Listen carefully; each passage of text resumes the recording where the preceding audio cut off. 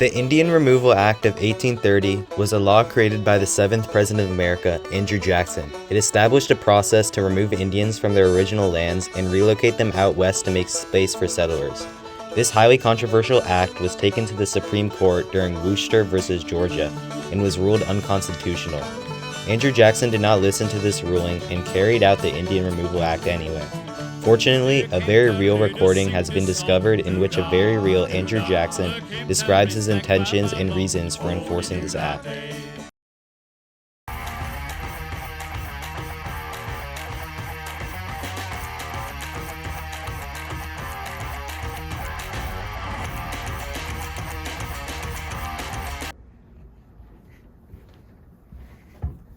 My name is Andrew Jackson, and I have agreed to this interview today.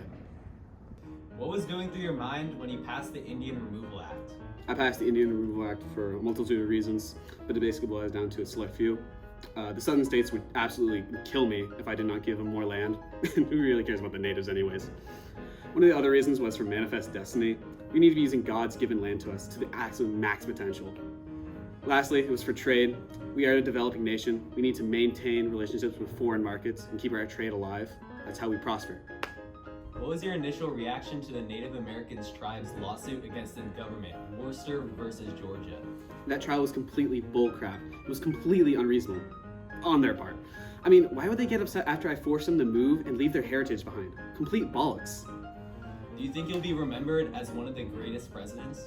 I've created an act that is going to expand our country and raise it to new heights. With this land, we can produce more cash than ever, and it will lead to America becoming the greatest nation to ever exist. At this point, I'm a founding grandfather. Did you consider the impact on the Native American communities? No. Did you foresee the long-term consequences of the Indian Removal Act? Nah, they'll be fine.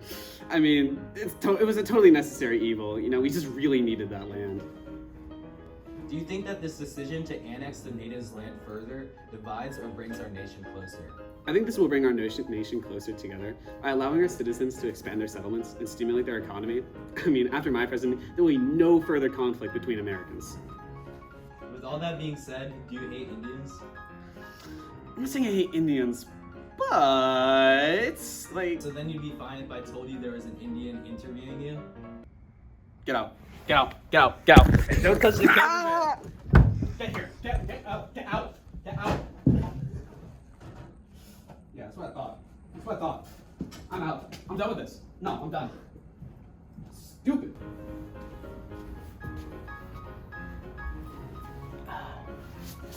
Okay. So the effects of the Indian Removal Act of 1830 was crucial in both westward expansion and the development of the American dream. The principle, manifest destiny, was an extremely important subject at the time, as this was the pull factor that convinced people all over the world to immigrate to America. To what extent did the Indian Removal Act contribute to unity or division in America?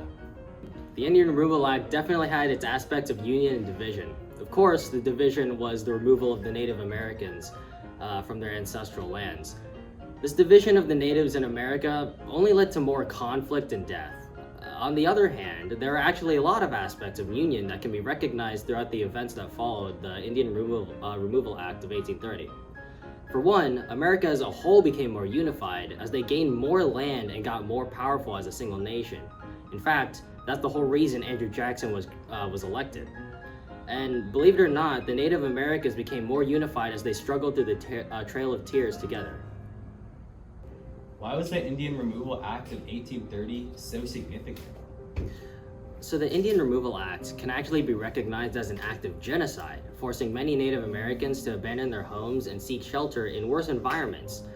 Native American tribes were eventually removed from their ancestral lands and forced to relocate in settlements in Oklahoma, which were known as the Indian Territory.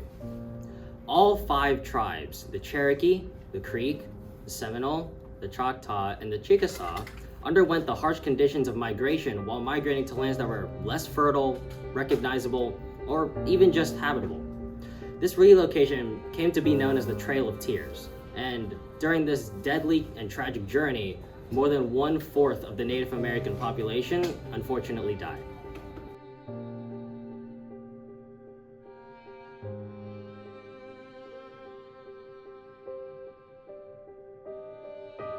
Bye.